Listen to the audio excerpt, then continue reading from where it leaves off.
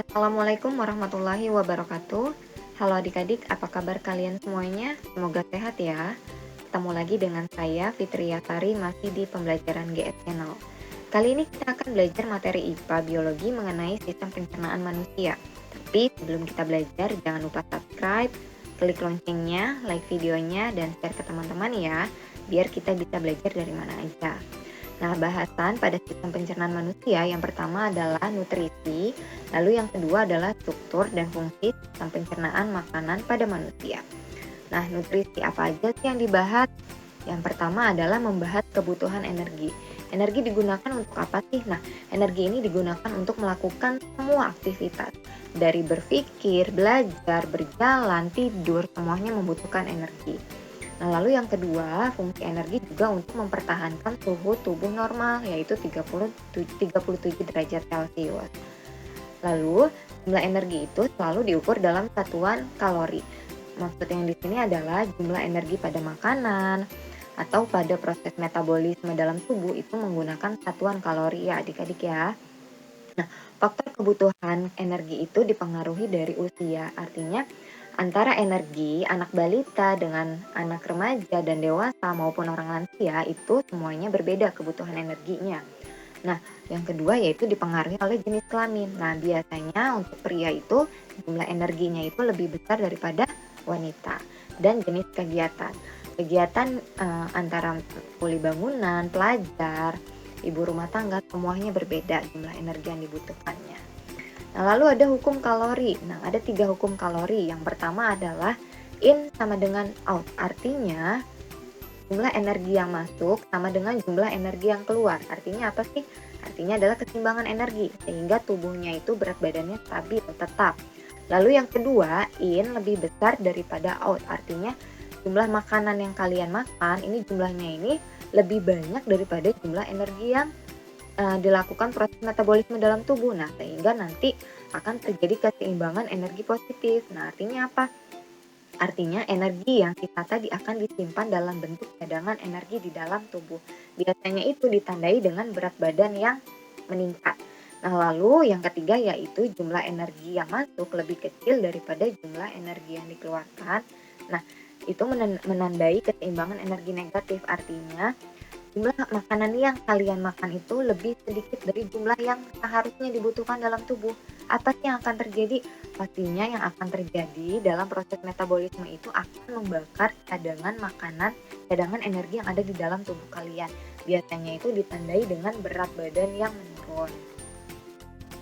Nah, ada definisi dari nutrisi atau gizi. Apa sih nutrisi atau gizi?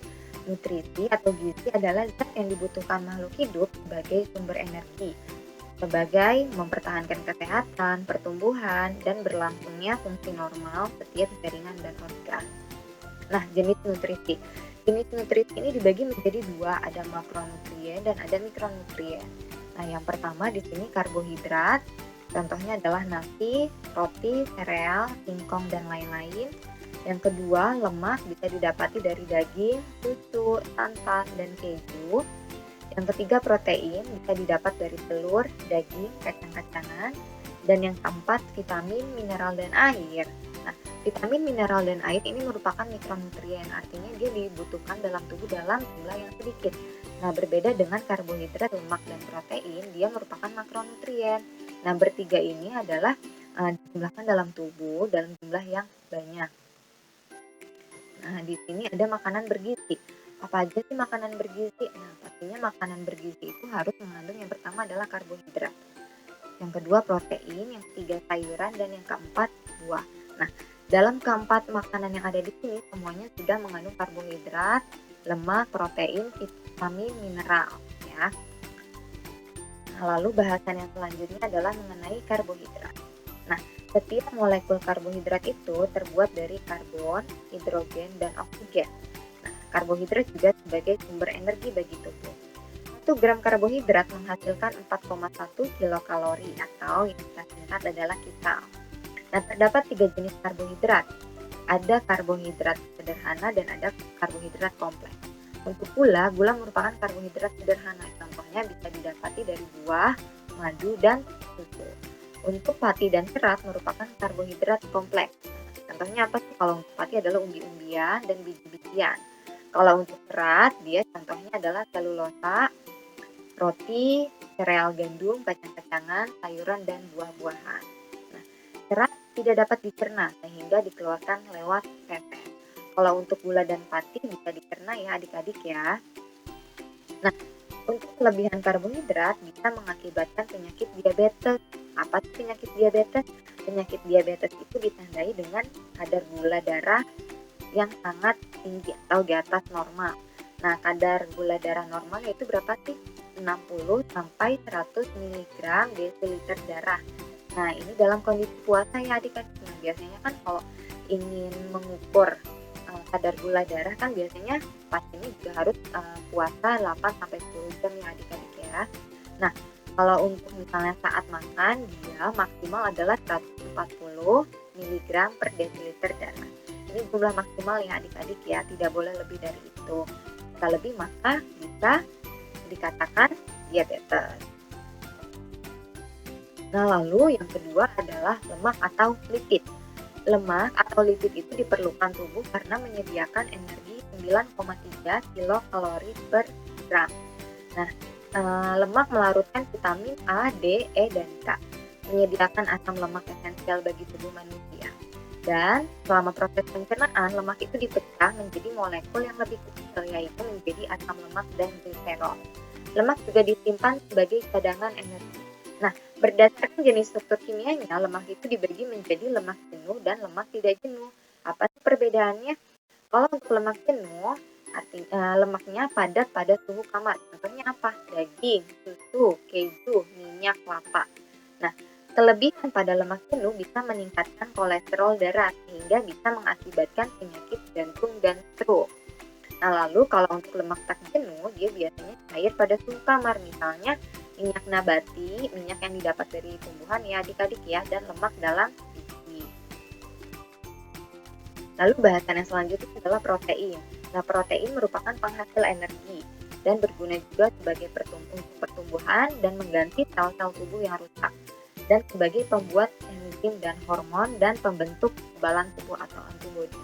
Nah, protein ini terdiri atas sejumlah asam amino. Ada karbon, hidrogen, oksigen, nitrogen, dan belerang.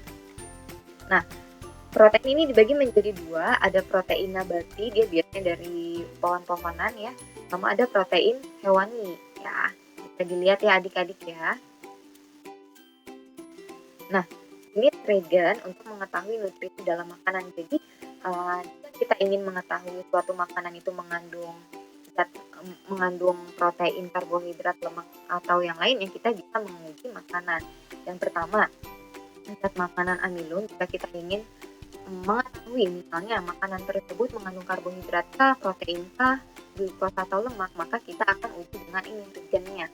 Nah, misalnya ada nasi, kita kasih regen lugol, maka nanti si nasi yang sudah dicairkan ini akan berwarna biru kehitaman. Artinya jika warna biru kehitamannya muncul, berarti tandanya makanan tersebut mengandung karbohidrat.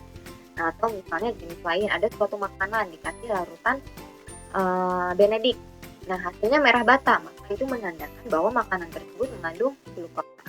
Nah, berbeda ya kalau untuk makanan, untuk menguji makanan itu mengandung lemak atau tidak, adik-adik bisa menggunakan kertas buram. Jika kertas buramnya itu nanti menjadi transparan, maka pastinya makanan tersebut sudah dipastikan mengandung lemak. Nah, ini uji makanannya. Nah, vitamin. Nah, vitamin diperlukan untuk mengatur fungsi tubuh dan mencegah beberapa penyakit. Vitamin dikelompokkan menjadi dua, yaitu ada vitamin yang larut dalam air dan ada vitamin yang larut dalam lemak. Kalau untuk yang larut dalam air yaitu vitamin B dan C, dan untuk vitamin yang larut dalam lemak yaitu ada vitamin A, D, E, dan K. Vitamin D dapat terbentuk ketika kulit terkena sinar matahari. Kenapa sih? Karena di dalam tubuh sudah ada provitamin D. Nah, ini jenis-jenis vitamin, kalian nanti bisa baca sendiri ya adik-adik ya.